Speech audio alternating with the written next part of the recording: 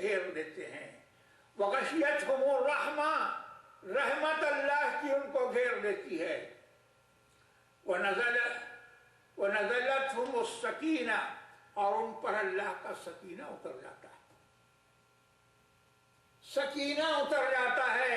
اور حضور فرماتے ہیں وَذَكَرَهُمُ اللَّهُ فِي مَنْ عِنْدَهُ، اور اللہ اس کے پاس جو ہوتے ہیں ان کے درمیان ان کا ذکر فرماتا ہے۔ اس کے پاس کون؟ اس کے فرشتے ہوتے ہیں، ان کے آگے اپنے ان بندوں کا ذکر فرماتا ہے۔ سینکڑوں حدیثیں میں آپ سے اس سے پہلے میں نے کئی حدیثیں آپ کو سنائی، اس میں سے یہ حدیث کئی دفعہ سنائی ہے آپ کو کہ حضور رسالت مآب صلی اللہ علیہ وسلم فرماتے ہیں دنیا اور دنیا میں جو کچھ ہے اس سے زیادہ مجھے یہ بات عزیز ہے کہ میں فجر کی نماز ادا کروں اور اس کے بعد ایک جماعت کے ساتھ بیٹھ کے اللہ کا ذکر کروں۔ پھر ارشاد ہوتا ہے دنیا اور دنیا میں جو کچھ ہے اس سے زیادہ مجھے یہ بات عزیز ہے کہ میں نماز عصر ادا کروں اور ایک جماعت کے ساتھ بیٹھ کے اللہ کا ذکر غروب آفتاب تک کرتا رہوں۔ کہ حدیث میں نے اس سے پہلے بھی آپ کو سنائی ہے۔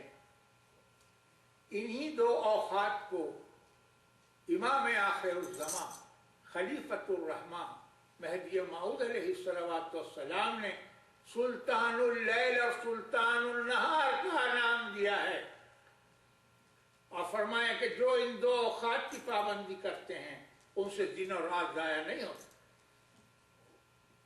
اللہ کا لاکھ لاکھ احسان ہے، اس کا کرم ہے، تھوڑی بہت توفیق ہم کو اللہ نے دی ہے۔ آج بھی ہماری قوم یہ ذکر کرتی ہے، آسٹریلیا میں بھی کرتی ہے، امریکہ میں بھی کرتی ہے، افریقہ میں بھی کرتی ہے۔ جہاں جہاں ہم کو موقع ملا ہم اپنے پروردگار کو یاد کرتے ہیں، یہ راز ہے ہمارے باقی رہنے کا۔ ایک حدیث اور سناتا ہوں، یہ دو حدیثیں عمدن آپ کو، سینکڑوں حدیثیں ہیں، دو حدیثیں عمدن اس لیے سنا رہا ہوں ناتازی مزاج کی وجہ سے، فقیر لیٹا ہوا تھا، میری اہلیہ محمودہ نظامی صاحبہ نے مشکات المصابیح سے دو حدیثیں نکال لی اور مجھے دے دی اور یہ کہا یہ دو حدیثیں سنا لیجیے، یہی کافی ہیں، یہی کافی ہیں۔ سرکار دو عالم صلی اللہ علیہ وسلم کی یہ دو حدیثیں بھی بہت کافی ہیں، اس لیے یہ دو حدیثیں سنا رہا ہوں کہ اللہ تبارک و تعالی ہم دونوں بوڑھا بوڑھی کو اس قدر عطا کرے۔ سرکار دو عالم کی حدیثیں سنا رہا ہوں اس نیت سے، اس طرف سے کہ اللہ اپنے فضل و کرم سے اور حضور کے صدقے یہ جو حدیثیں سنا رہا ہوں اس قدر مجھے اور میری اہلیہ کو اللہ عطا کرے۔ دوسری حدیث میں آپ کو سناتا ہوں، اس سے آپ کو سمجھ میں آ جائے گا کہ ہماری قوم ابھی تک کیوں زندہ ہے۔ سنیے حدیث، وہ پہلی حدیث جو سنائی ابھی میں نے آپ کو وہ مسلم شریف کی ہے۔ یہ حدیث امام بخاری رحمت اللہ علیہ اور امام مسلم رحمت اللہ علیہ دونوں نے اپنی اپنی کتابوں میں لکھی ہے، یعنی متفق علیہ ہے یہ حدیث۔ وعن ابی موسیٰ قال قال رسول اللہ صلی اللہ علیہ وسلم مثل الذی یذکر ربہ والذی لا یذکر مثل الحی والمیت، جو آدمی اللہ کا ذکر کرتا ہے اور جو آدمی اللہ کا ذکر نہیں کرتا، ان دونوں کی مثال ایسی ہے کہ جیسے کوئی زندہ ہو اور کوئی مردہ ہو۔ آپ نے بہت فرمایا، تو یہ اللہ کے ذکر کی برکت ہے، اس کا فیضان ہے کہ ہماری قوم تھوڑا بہت ذکر کرتی ہے۔ اس کا طفیل میں اللہ تبارک و تعالیٰ نے ہماری قوم کو باقی رکھا ہے۔ آج دنیا کے کونے کونے میں ہم تسبیح بلند کرتے ہیں، نماز عشاء کی جماعت کے بعد بآواز بلند ہم دنیا کو کیا گواہی دیتے ہیں؟ تسبیح پڑھتے ہیں اور یہ بآواز بلند کہتے ہیں کہ لا الہ الا اللہ محمد رسول اللہ. پھر ہم کہتے ہیں اللہ الہنا، اللہ ہمارا الہ ہے، اللہ ہمارا معبود ہے، اور محمد النبینا، محمد ہمارے نبی ہیں. اور پھر ہم گواہی دیتے ہیں بآواز بلند القرآن والمہدی، قرآن اور مہدی امامنا آمنا صدقنا، ہمارے امام ہیں، ہم نے ان پہ ایمان لایا، ہم نے ان کی تصدیق کی.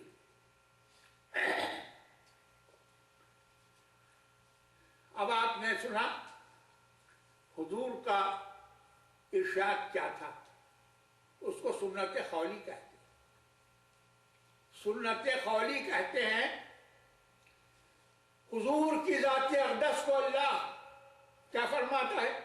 وَكَانَ لَكُمْ فِي رَسُولِ اللَّهِ أُسْوَةٌ لَقَدْ كَانَ لَكُمْ فِي رَسُولِ اللَّهِ أُسْوَةٌ حَسَنَةٌ لِمَنْ كَانَ يَرْجُو لِقَاءَ اللَّهِ.